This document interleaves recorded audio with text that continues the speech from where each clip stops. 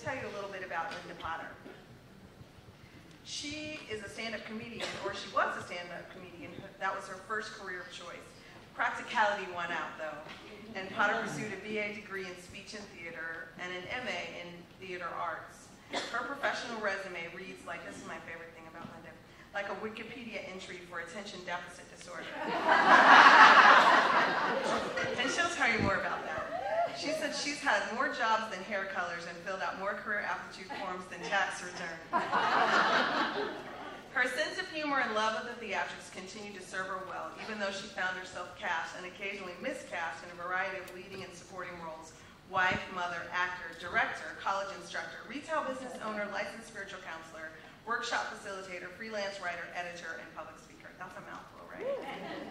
As the managing editor for Bella Spark magazine and head writer for Bella Spark Productions, which they have brought some of those magazines for us to take in the back, a company offering motivational workshops, seminars, and events in Colorado, she has had the pleasure of writing and featuring and working with Shirley MacLaine, Wayne Dyer, Deepak Chopra, Greg Braden, Alan Cohen, and I could go on. The coolest thing about that is that her response to working with these extraordinary leaders is that she feels like a kid in a spiritual candy store. Potter's loyal readers love her digestible comedic insights offered in her quirky yet grounded messages on life's challenges and the signs that offer responses to those challenges. Linda's armchair comedic advice on how to ask for and recognize signs from God coined her humor as the Irma Bombeck of metaphysics. Where does Potter find signs from God? Signs are everywhere: at the laundry room, outside her living room window, at the movies, art museums, airports, highways, shopping malls, and occasionally walking along a rocky trail in the Rocky Mountain High Country. Linda is a freelance writer with a career that spans more than 30 years. She's published several hundred articles and one play. She's a successful licensed practitioner who just got her 10-year pin, so be sure to give her a squeeze about that, because that's a lifetime achievement there. She's been assisting clients with personal and spiritual growth, and she speaks to audiences of all sizes. Welcome to our audience, the Irma Bombeck of metaphysics.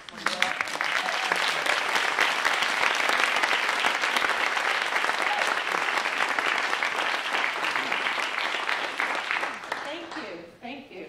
Yeah, you know, the publicists write that stuff, so you sort of sit back and you go, oh, geez, it's really embarrassing. Yeah, I guess I did all of those things, kind of, sort of.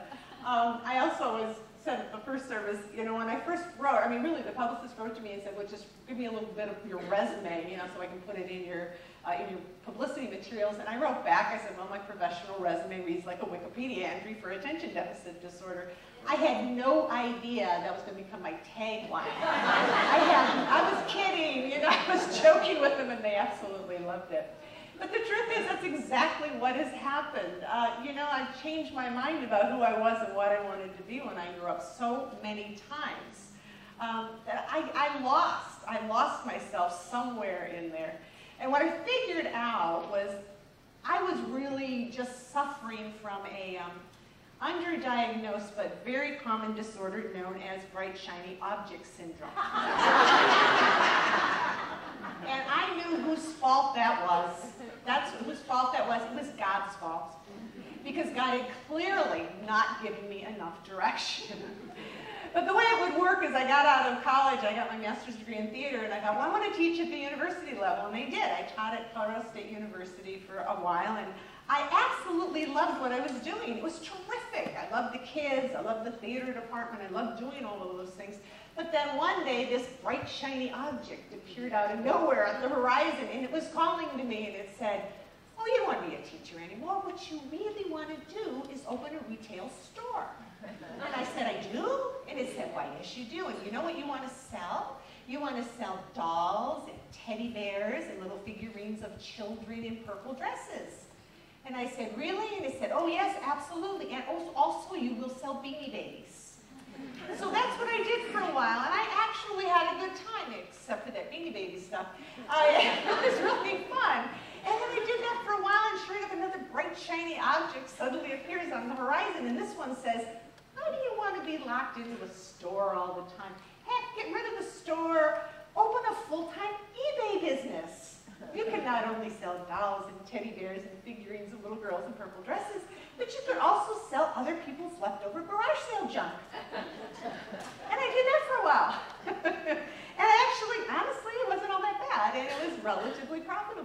did that for a while. I was having a good time, and then once again, another bright, shiny object appeared on the horizon, and it said, Linda, don't you remember 30 years ago when you decided you either wanted to be an actor or a writer?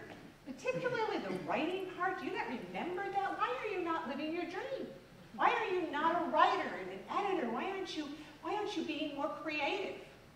And I went, oh, I guess maybe that's what I need to do. And it was at that moment that I just had that epiphany that I had spent 50 years with no direction whatsoever. And it was at that moment that I literally threw my hands up in the air and said, God, please give me a sign. I'm confused. I'm lost. Is this really something that I need to do? I don't know what I expected to happen, but I knew something would happen. I knew that somehow or other, God was going to give me a sign, and God was going to put me in the right direction. So I did something that was a little bit unusual, even for me. Not much is unusual for me. I went out in the backyard early one morning. I put on my little pink bathrobe, which I've had for decades. It's my favorite bathrobe. I went out there, I'm just going to be setting the scene here for you, so you can actually visualize me at like 4 o'clock in the morning. And I'm out there in the back deck of my patio there, and I'm standing there and I'm thinking, okay, this is it. This is my one opportunity, you know? So I throw my hands up in the air and I'm yelling at the top of my voice, if only God would give me a sign. God, I need a sign, or else. I wasn't sure what the or else was going to be. I figured God wasn't going to call my bluff, so I was just going to go for it. And I said, or else. And I waited there. Now, I don't think I really expected the bush in the backyard, you know, to burst into flames suddenly. I don't think I expected the stone tablets to show up at the front door. But you know, darn it, I expected something, and I stood there, and I was not going to be denied until I got God's attention. God, send me a sign. And I waited. And I waited. And I waited. And nothing happened. Absolutely nothing happened. At least not at first. Next day, I'm out running errands, and I decided to go to this little metaphysical bookstore. That's my favorite place. Walk into the little metaphysical bookstore, and I noticed in the front window just a simple little help wanted sign. It was down at the bottom left-hand corner of the front window. Noticed it. Went in, got my Deepak Chopra book, came back out, saw it again. Oh, it's interesting. They're looking for help. Got in my car, went over to the mall. As soon as I got to the mall, I headed to the Hallmark store. I needed a birthday card. And as I'm walking in the front door of the Hallmark store, I notice in the bottom left-hand corner of the front window a little sign that says, help wanted. Okay, interesting. Left the card store, went over to the shoe store. As I'm walking into the front door of the shoe store, I noticed in the bottom left-hand corner a sign that said, guess what? Help wanted, exactly. And I thought, wow, I had no idea there was such an employee shortage in northern Colorado. But I went in anyway, came back out, finally decided to go down to the little coffee shop at the end of the mall to meet a friend for lunch. And sure enough, I walk into the front door, and there it is again, bottom left-hand corner. This is a true story. Bottom left-hand corner of the front window, there is a help wanted sign. Now, I may be slow, but I'm not totally dumb. I'm thinking, someone's messing with me here. I don't get what's going on. And then for the next, week and a half, everywhere I went, I encountered help wanted signs. I think I encountered a total of, I don't remember exactly, I think it was 20, 22 of them within a 5-day period. Wow. And at that point, I thought, okay, what does this mean? So I decided to, channel my best Agatha Christie or whatever and go back to that original little metaphysical bookstore where I had first seen the sign. That made sense. Went back to that store. Sure enough, the sign is still sitting there in the front window. Except as I get closer to the sign, I noticed that, yes, it says help wanted. But it also said right below that, in magic marker, 2 additional words. And those words were, inquire within. Oh, wow. Help wanted, it queried, and by way of response, it answered, inquire within. Wow, was it really possible that everything that I needed, I had inside of me? Was it really possible that God and I could be working together all the time if I was open to my inward journey? Well, I got super excited. I figured, wow, I have really discovered something. Not only have I got some deep spiritual insight, but I have finally found a way to communicate with God, and it's through apparently sign language. So for the next 2 weeks,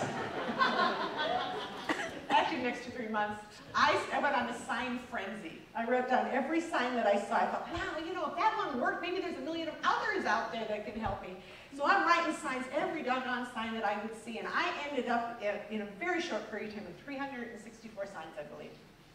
All of them absolutely wonderful. It was amazing how spiritual signs were all of a sudden. Had you ever thought of yield in that way before? Or, you know, stop? Or proceed when clear? Or in case of flood, climb to higher ground? It was amazing. God was communicating with me morning, noon, and night, and I was having a blast. But it was somewhere between, I think it was construction ahead, expect delays, and no lifeguard on duty, that the light dawned. And it really wasn't so much about finding a sign from God. It was about paying attention to the ones we already had. Now, does that mean, you know, that I'm suggesting that, you know, street signs are kind of the new version of the 10 Commandments? No. Am I suggesting that that driver's license test that we took at 16 was far more important than we ever knew? No. What I am suggesting, and what's been so much fun about this book, is that God speaks to us through what's ever available. God doesn't care. Hey, if street signs work, that's fine with me. You know, we'll go ahead and talk to Linda through street signs. We finally have gotten through to her. so we're going to keep doing this. The truth is, you know, we're inundated with signs day in and day out, and we don't notice them because they don't show up in the way that we expect them to. Do you find that that's true? Yeah. You know, there's this part of me, and I know I'm not the only person, no matter how many years I've been a practitioner, there's some part of me that says, you know, if God really wanted to communicate with me, I would be awakened in the middle of the night by a voice that sounded similar to, let's say, Morgan Freeman's, saying to me, Linda, this is your message. That's the way it's supposed to happen, isn't it? You know, I talk to a lot of people who have financial challenges, and, you know, and they'll come in and I'll say, okay, so how would you like your sign to show up? How would you like this to get resolved? And, you know, and they sheepishly kind of admit, well, it'd be nice if I won Powerball.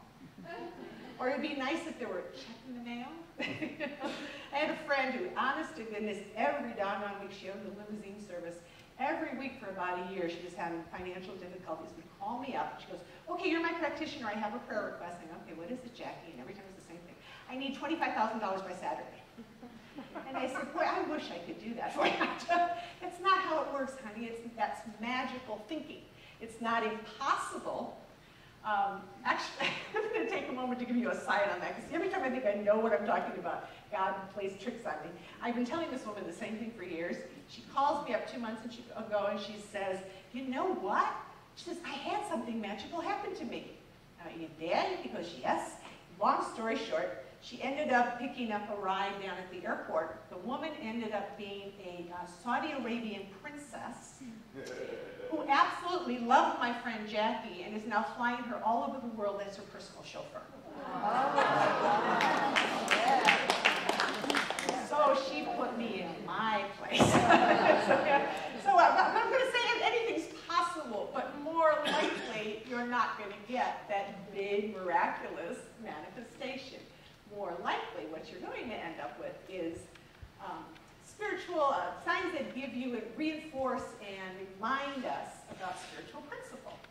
For example, my sign for prosperity was the sign, limit one per person.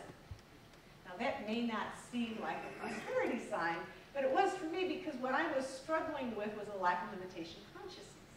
And I truly believed that on some level, no matter how much work I had already been doing, that there was only a very small piece of a very big pie that I could claim as mine. All right? And then once I claimed my piece as it, I couldn't have any more. Limit one per person, not true. And so that sign worked for me. We don't see signs like that a lot of times because, again, you know, it's not that big thing. It's not that huge manifestation that we're looking for. I had an opportunity. I do get to talk to amazing people. Some of them are cooler than others, but, you know, they're amazing people. I had to talk with Tom Shadyac. I don't know if anybody knows who that is. He actually directed Bruce Almighty with Jim Carrey. He was the director of that movie. And I was talking with him, and I was telling him about my book, and he goes, did you remember that scene in Bruce Almighty where Bruce is sort of stuck in his car, and he's really upset, and he's going to God, okay, God, give me a sign. I'm just frustrated. My life is over. I hate everything. And he's stuck in traffic, and he's trying to get forward, and it's stopped. And right in front of him, there is this big utility truck. In the back of the utility truck is all sorts of street signs that the truck is apparently delivering somewhere. And they're all signs like stop, don't go, detour, you know, danger ahead, all these things. And he pays no attention. He apparently passes the truck, and sure enough gets in a car accident. The point being, here were the signs right in front of him, and he didn't pay one bit of attention. He went ahead and did what he was going to do anyway, and it didn't turn out so well. So Tom was telling me about that. He says, yeah, I really believe that people don't see the signs. That's part of the issue. It's not really a matter that they're not out there, but we're kind of blind to what shows up for us. So what I suggest to people is that we just really need to learn how to become more aware of what's going on around us. And one of the ways that I've done this, obviously, is through If Only God Would Give Me a Sign. I've worked in the book with 15 different signs that have spiritual meaning that I think reinforce spiritual principle. Now, I know a lot of people here have read the book, so I wanted to play with this a little bit, have some fun with the audience, to get you to participate a little bit, and see how much fun it is to do the sign thing. Bob, do you have? So what I did, I came up with 6 signs that are not in the book, and I'm going to get someone to draw one of those, and whichever one gets drawn today is obviously the sign that this particular group needs to hear. And we will talk about it a little bit. I'm actually going to do a little Psychic Friends Network thing here. I would like this lady right here to choose. In the print dress, yes.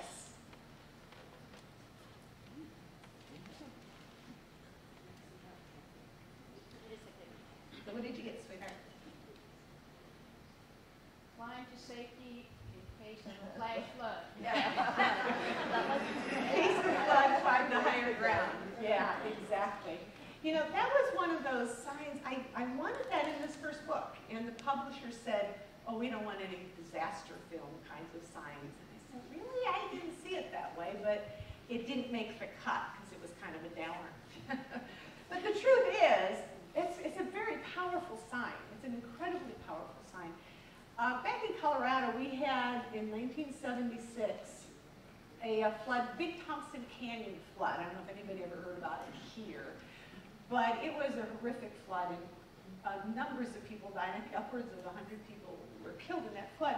And what had happened is the torrential rains were coming down. This was in Estes Park. Torrential rains came down, and the dam in Estes Park was in danger of breaking and overflowing. Of course, when that was going to happen, it was quite clear that it would flood the Big Thompson River that ran through the middle of the canyon.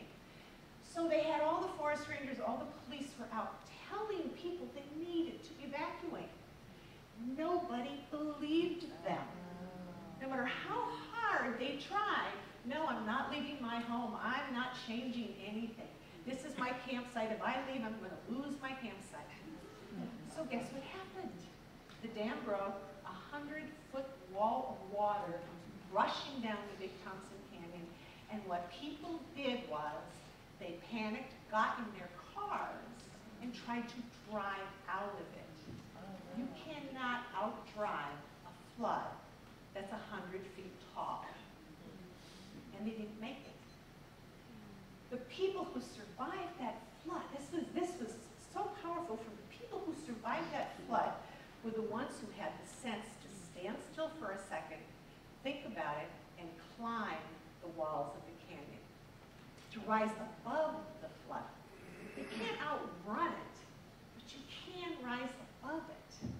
And well, isn't that it? That's such a perfect spiritual message. It really is.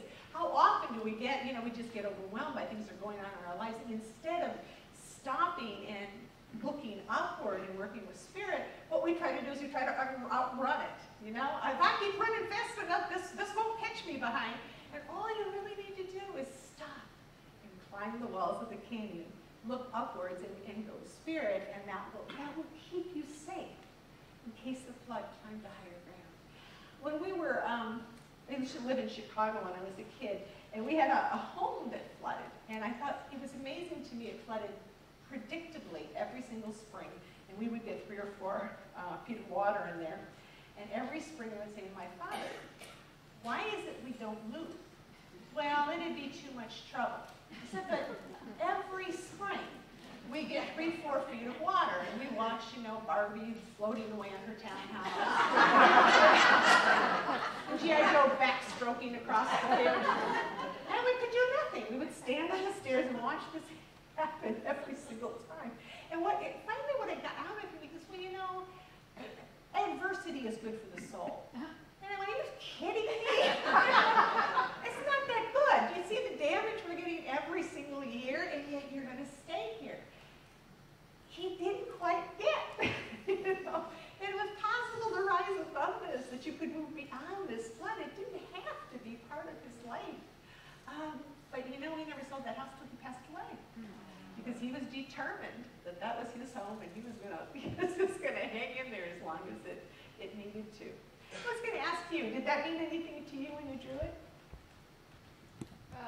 Not specifically, but sure. Yeah, there are times rather than fighting it, I could relax and take a higher look at it. Right, exactly. Cool. We have time to do another one. Yes, somebody. This time we just pick some. Who would like to draw one for us? All right, we got people. There's somebody there. Responsibility for the whole group here. Please check baggage. Oh,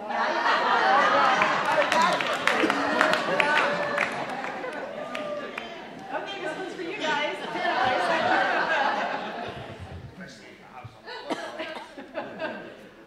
This is one of the signs that should have made the first book. I have no idea why it wasn't on my radar, but it just wasn't. It was just funny because I was halfway done with the book and I walked it into the airport. It's like the first time I ever saw it. I see the sign that goes, please check baggage. We just convulsive laughing. I'm looking at what's wrong with this woman here. I go, oh my God, that's the funniest sign I've ever seen. If only it were that simple. So I did. I had checked some baggage, but it was kind of interesting. I checked some of my baggage, but not all of it. I was determined not to pay that fee. So I'm dragging, everything I could possibly get away with, and putting a baby seat through the airport. We're dropping the baby seat. Things are falling apart, and I'm thinking, did I not see the sign? Please check baggage. I couldn't have saved enough money to have made that worth it. Isn't that what we kind of do sometimes? We carry that baggage with us because we really don't want to have to pay the price of letting it go.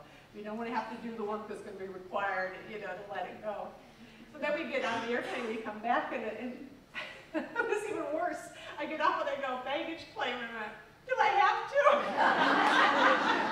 Can I just walk away and never see that baggage again? But it's fascinating how we seem to want to take that stuff with us. And even if we are able to kind of set it aside for a period of time, somehow or other it seems to come back into our lives, doesn't it? We claim it again, unless we've actually gotten to the root of the issue. That baggage just keeps going in and out of our lives continuously until we finally make the decision that it's time to release it and move on. Oh, that's kind of an interesting one. I think we have time for another one. I'm excited.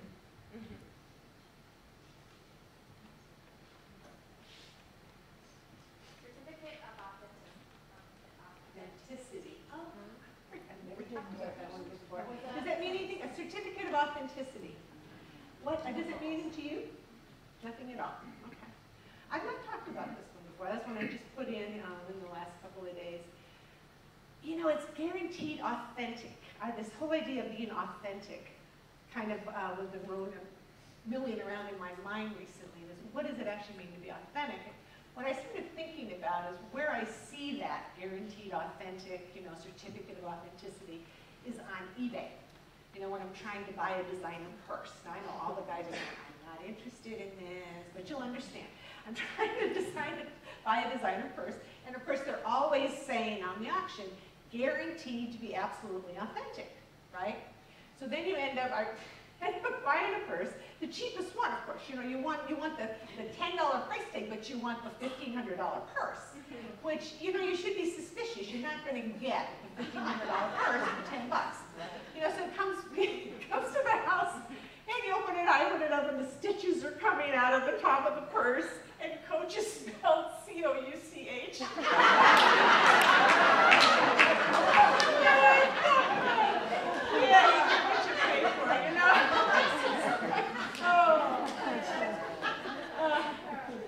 But there is a cost for something that's authentic, and that's what was kind of coming up for me. If you want the real deal, there is a cost there. If you want to be the real deal, there is a cost there. It's not easy to be always authentic and honest and true to yourself. Sometimes it's much easier to cave to social pressure or whatever else might be going on around you. But being able to stay authentic and to be able to claim that is one of the most powerful things I think that we can claim for ourselves. I am probably more proud, there's two things I'm proud of about myself. One is my integrity, and second is my authenticity. What you see is what you get, and it's really important to me that I can stay as authentic as possible. When you're in your authentic self, that's when you're most closely connected to Spirit. You're channeling Spirit in the most powerful way possible when you're being authentic. I'm looking at the clock, I'm going to need to stop. I'm going to do some more of these signs in the workshop this afternoon. Everybody will get a sign. We'll help you do some sign readings, help you figure out why you got the sign that you did. We're also going to look at how to get signs. There is really actually a way to kind of court signs and have them in your life more frequently. We'll look at how to interpret them. We'll look how to know, find out how to know when one's authentic and when one's just a coincidence. And there's something else there, but you'll have to find out what that is because I don't remember. But we will be working with signs, and we'll have a great deal of fun. Please join me this afternoon. It's an opportunity for you to start thinking outside the box, start looking around for ways in which Spirit can communicate with you, and we will help you through that process. It'll be a lot of fun, trust me. There's nothing boring about this workshop. Also, as you leave, please do pick up an issue of Dallas Spark magazine. It's a magazine that I edit, and I brought like 150 copies, so you guys can just help yourself. There's an interview with Lou Gossett Jr. I interviewed Lou Gossett Jr. for that issue. It's a really cool interview. There's some neat stuff in there. And I'm signing books in your bookstore, so I will be available to you for that as well. So why don't we just go inside? Yes, take a deep breath. Oh, God is everywhere present. God has a sense of humor. God has been laughing with us. God is expressing in every possible way today, here, this space, right now. We can feel the presence of God. We can feel that comforting embrace. We can feel that energy of love. We can feel that energy of oneness. That is God expressing. Whether we call God or Spirit or the universe or the quantum field, it is God expressing.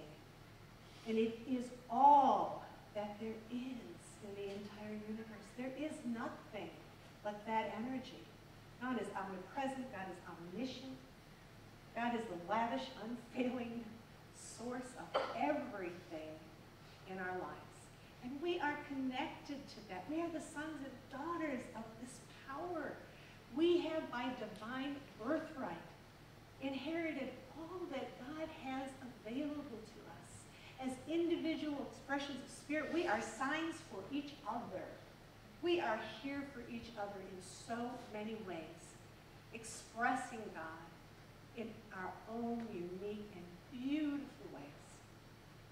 And I know for this group today that Our hearts are open, our eyes are open, our spirits are open to receive the signs that God is sending us day in and day out.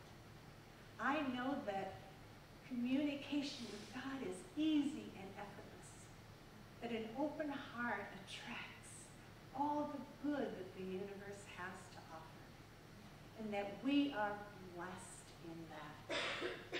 And I'm so very grateful. I'm so very grateful. Each and every person here today who made the decision to come. It's a sign. It's a sign that you are meant to be here. There's something here for you. I know that to be true, and I am grateful for the opportunity to participate in this service today. And I am grateful for this community, for the welcome that I've received, for the people here, for the amazing people here. And I release this prayer into the one mind, knowing that as I do it is made so, and we say together with gratitude and with love. And so it is.